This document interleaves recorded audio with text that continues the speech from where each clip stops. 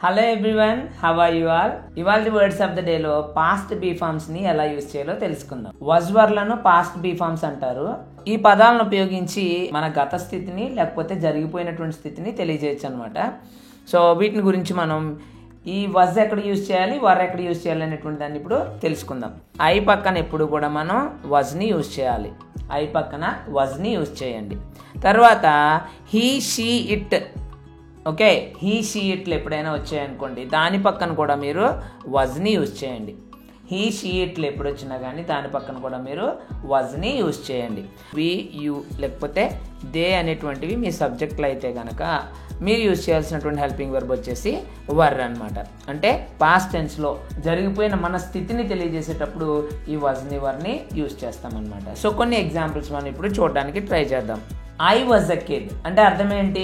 ఇప్పుడు కిడ్ అని కాదు, సో ఒకప్పుడు కిడ్ అని అర్థం. సో ఇప్పుడు ఒక బాయ్ అవ్వచ్చు, లేకపోతే ఇప్పుడు ఒక మ్యాన్ అవ్వచ్చు, కానీ ఐ వాజ్ అ కిడ్ అంటే ఏంటి? ఒకప్పుడు. అంటే ఫర్ ఎగ్జాంపుల్ ఒక 17 years old బాయ్ అన్నాడు అనుకోండి, వాడు చెప్తా ఉన్నాడు అనుకోండి, ఐ వాజ్ అ కిడ్ అని చెప్పొచ్చు అనమాట. అంటే ఏంటి? వాడి యొక్క 5 సంవత్సరాలు 6 సంవత్సరాలు ఉన్నప్పుడు తన స్థితిని చెప్తున్నాడు, ఐ వాజ్ అ కిడ్ అని. అలాగే we were dancers. We were dancers అంటే ఏంటి? ఇప్పుడు మేము ఏదో ప్రొఫెషన్లో ఉన్నాము, కానీ ఒకప్పుడు మేము డాన్సర్స్. వీ వర్ డాన్సర్స్, ఒకప్పుడు మేము డాన్సర్స్. అలాగే యూ వర్ రిచ్. ఇప్పుడు నీ స్థితి ఏంటో నాకు అర్థం కావట్లేదు, కానీ ఒకప్పుడు మాత్రం నువ్వు బాగా కలిగి ఉన్నవాడివి, ధనవంతుడు నువ్వు. You were rich. ఓకే, ఇప్పుడు ఉండుండొచ్చు, లేకపోతే దానికంటే తక్కువ ఉండొచ్చు, లేకపోతే పేదవాడే కూడా అయిపోయి ఉండొచ్చు. యూ వర్ రిచ్ అంటే అర్థం ఏంటి? ఒకప్పుడు నీ స్థితిని తెలియజేస్తుంది. వర్ వజ్లు ఎప్పుడు వచ్చినా కానీ ఒకప్పుడు మన స్థితిని తెలియజేస్తాయి. యూ వర్ రిచ్, నువ్వు ఒకప్పుడు రిచ్.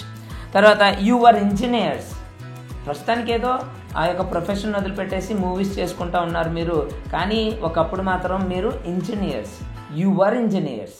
ఓకే, మన యొక్క గత స్థితిని, ఆ ఇంజనీర్స్ యొక్క గత స్థితిని తెలియజేస్తుంది. యూ వర్ ఇంజనీర్స్, గతంలో వాళ్ళు ఇంజనీర్స్. ఓకే, ఇప్పుడు కాదు. And then he was a child.